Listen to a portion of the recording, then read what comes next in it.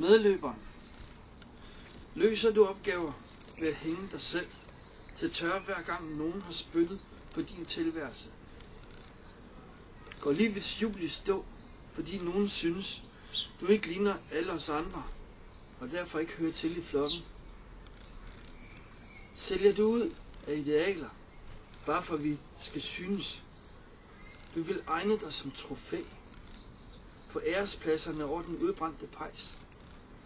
Så er du et større fjols end alle dem, der forsøger at tæmme orkaner og tage billeder af tomme værelser, for uden indhold at ramme et hylster.